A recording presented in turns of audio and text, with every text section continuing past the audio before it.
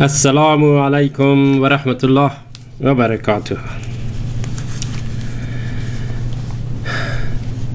زما دیر و محترم و رون و خوند و دوستان و تاسو ته د مبارک د ایمان تلویزیون او د ایمان او مومن پروگرام لیدونکو او اوریدونکو او زه خلیل الله شریفی د ایمان او مومن پروگرام جوړونکی یم. له هر څه له مخه نه تاسو ته د زړه له کومې خپل توده سلامونه او هیلې ده. په دا ساعت چې په کالیفورنیا وخت کې 6 بجې دي تاسو ته وړاندې کوم او هیله کوم چې تر آخره پورې ما سره وي، چې انشاءالله چې ډېر ښه یو معلوماتي پروګرام دی، انشاءالله تاسو مستفید کیږئ. اعوذ بالله من الشیطان الرجیم. بسم الله الرحمن الرحیم. رب اشرح لي صدري ويسر لي امري واحلل عقدة من لساني يفقهوا قولي. صدق الله العظیم. یا رب زما سینه پراخه که او زما مضمون آسان او ژبه می لبنده خلاص او فصیح که تر څو چې ما خطابه ټول پوه شي. آمین یا رب العالمین. بیا هم زما محترم لیدونکو او اوریدونکو تاسو ته د سلام او احترام وړاندې کوم او خدای ته غواړم چې تاسو جوړ روغ او هوسا اوسئ. تاسو ګورئ چې د ایمال چپ طرف یو عنوان دی په ما تخته کې لیکلی مو دی چې د متعصبینو په اړه قرآني لارښودنه. دا عنوان خپله یو ډېر جامع مفهوم لري او فکر کوم چې تر اوسه پورې هیڅ یو خطیب یا د تلویزیون پروګرام جوړونکی هسې معلومات تاسو ته نه دی وړاندې کړی. I believe دا زما لومړنی پروګرام دی چې زه د پښتو سره پښتو ژبه خبرې کوم. ممکن تاسو ته تعجب وښیي چې دا څنګه دا سړی پښتو خبرې کوي نن ورځ. خدا به تعجب نه وي ځکه زه له مور طرفه پښتون یم او د محترم پلار له طرفه تاجک. نو زما مورنۍ ژبه پښتو دی. اما تاسو انشاءالله ټول پوهیږئ چې نجات له نسب د پلار له طرفه شمیرېږي، نه د مور له طرفه. او also د زمون اسلام په نسب باندې ډېر ټینګار کوي. په مثال په ډول د زمون پیاوړی د الله رسول نسب یې تر آخر د اسماعیل ابراهیم علیه السلام ته رسیږي، نه د آمنه له پلار طرفه. لکه دا وایي چې د محمد بن عبدالله بن عبدالمطلب بن هاشم بن مناف بن قبطی بن کلاب بن مره بن کعب بن لوی بن غالب بن فهیم او نور 22 شاه د اسماعیل او ابراهیم علیه السلام ته رسیږي. اما محمد د مور له طرفه غیر له آمنه نه پس د هغه نه نه شمیرېږي، یعنی رسمیات نه لري. که چیرې بی بی آمنه د جنت حوران په جمله کې ده، خو د نسب له طرفه د محمد نه نه ځي. نو له دې خاطر زما یعنی زه تاجک زویم او زما پلار شجره، خو درې شاته زه پوهیږم یا څلور نومونه پس دغه نومې نه پیږم، اما دومره پیږم د تاریخ له طرفه نه د کیسېګانې د نورو سره هر چې زما یعنی ریښې او نسب تر آخره پورې د زردشت په وخت یا ژبه په دین کې رسیږي یا آتش پرست ویم، یعنی ما آخری نسب هم دوی ته دی، اما ما له مور طرفه د دوی په یهودانو سره ځي. بیا هم د پس د اسلام نه الحمدلله ټول مسلمانان یو کنه، اوس په دا کې کوم توپیر نشته، باید به نه ویم چې اسلام راغی ټول د خور ورور شوله. خیر خپل پروګرام چې دن ورځ دی دغه د عنوان تاسې ګورئ چې دا د متعصبینو په اړه دی. متعصبین هغه کسان دی ته وایي چې د هغوی سرشت او ضمیر یې له تعصب نه ډک او د صرف نحو نگانه یو مضموم صفت دی، اما خپل تعصب کلمه له عربی نه اخیستل شوی دی، عربی ژبه نه، یعنی اصطلاحاً عربی دی. خو بیا هم د نور ژبو بیلو بیلو تعریفونه او معنی کړی دي، اما پښتو ژبه کې په تعصب هغه مفکورتیایي چې کلک او وچې مفکوره عملی دي. تاریخ د بیهقي کتاب لنه هسې تعریفوي چې تعصب یو بې مورده کلک نیول او هیڅ یعنی داسې یو شی دی چې سړی غیر نه خفه شي، منفي بل شی نه کېږي. څه خلک یو بل باندې بې اهمیتي کوي او کوچني کوي، یعنی مقابل هر څوک څه چې عزت لري مقام لري خدای ته هر څه ورکړی دی، اما د غلط بل طرف نه د باندې هغوی ته اهمیت نه ورکوي. د څه ښځې لپاره تعصب. دویم کشاف هغه یو مشهوره لیکوال هسې تعریفوي چې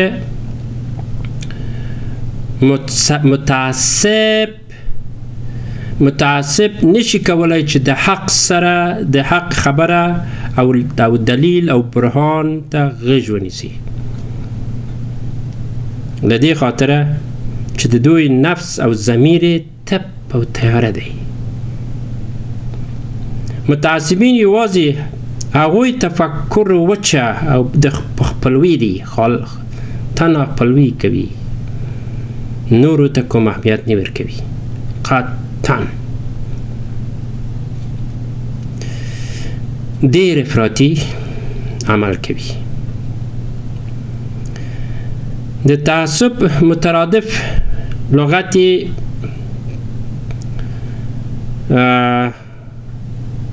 په عربي کې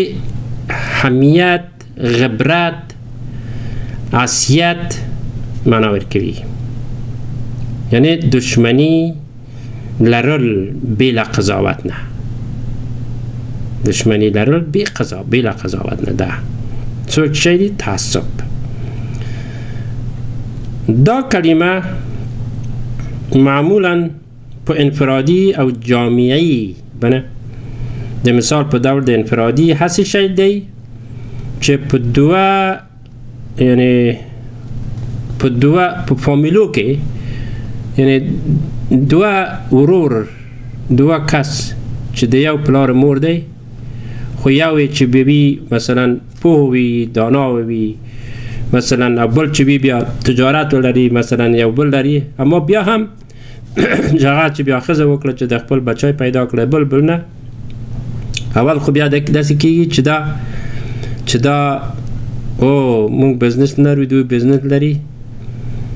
دغه خاطره یو تعصب پکې یعنی مسترسی او تعصب کوي یعنی دا اما دغه دلیل چې دی به علم دی علم چې ونه لري څوک اسی علم نه چې د مثلا سړی چې په هر مسلک کې سړی چې لوړ شي علم وکړي ډېر دانا وشي بیا هم تعصب اسی یو شی دی چې دغه وینو پکې اخته دی دا نشي کولی چې لرې کړي مثلا اوس تو که چیرې ما وویل چې یعنی د نجات په هغه کې به انشاءالله تاسو ته خبرې کوم خو بلا دیني نه بل رقم تاسو نشي پیدا کولی چې دا څه رقم دی یعنی اوس نو په طور د مثال د تاجکان هماسې سړی د پچې نشي پیدا کولی چې څه رقم دا څوک د تاجک دا زردشت و که آتش پرست همدا رقم د پښتنو دا د یهودان و که یوسفزیان خیر دا یو رقص شی یو لکه کنسر غوندې دی لکه یو دایره تاسې هغه فکر کوئ یعنی په دا منځ کې حسد بغض جالسی عقده هر شي ته په دا کې شامل دي ټول یو دي تعصب څو قسمه دی په افراد په اساس جنسی او نژادي دویم قومي او قبیلوي دریم دینی او مذهبي او څلورم هماغه ژبه تعصب دی چې ډېر مهم هم دا دی ځکه ژبه دی چې سړی وایي چې یعنې هم کلا دی هم بلا دا ژبه دی د جنسي او نژادي تعصب هسې شی وایي چې مثلا د اول خو جنسي تعصب چې فرق د مؤنث و مذکر د یو یعنې په یو ښځه و میړه همداسې تعصب فقط دغه داسې دی چې دا مؤنث دی که چیرې دا مؤنث څه کار وکړي ښه کار هر شی د په برابر شي بیا هم د میړه که موافقت ونه کړه په دا کې جنجال جوړوي یا برعکس چې میړه ډېر ښه سړی به وي مسلمان سړی وي هر شی ولري اما د په دا کې یو یعنی فکر کوي چې زه بر یم بالا یم داسې یم ښځه چې همداسې وایي چې دا په دا منځ کې شخړې پیدا کېږي هغه بیا هم منبع منسخ یې دا چې دی تعصب دی وي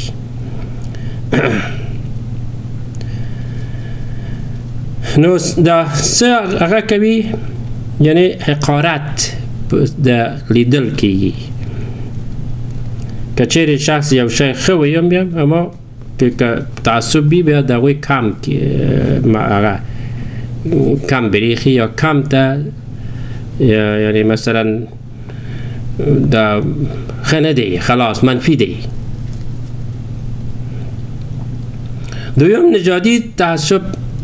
هغه رقم برخورد ته وایي چې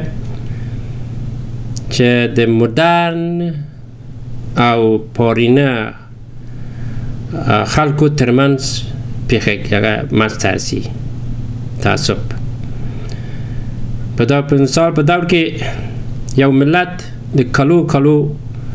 په وخت کې په عزت او مقام او تیر په یعنی شان شوکت تیر کړی دی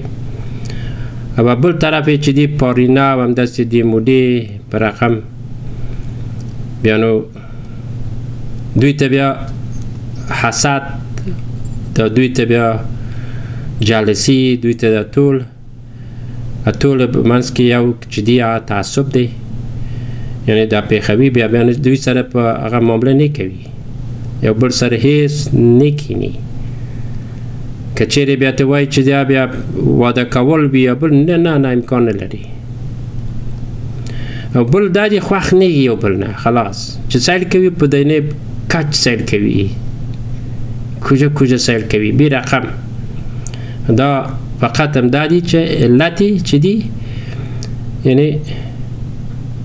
معلوماتی نه دی خو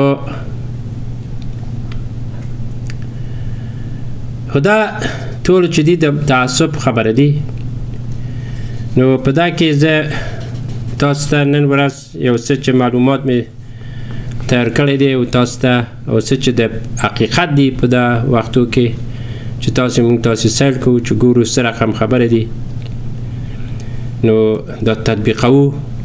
څوک چې تعصب لري څوک چې نه لري څه رقم دی الله پوهېږي اما خلق ته برېښي او تاسو ته نو یو دلته یو فقط یو 15 دقیقې تیر شوی دی یو تاسو ته یو لنډه وقفه ورکوم انشاءالله پس ورکوم هر څوم خبرې کوم ما سره اوسئ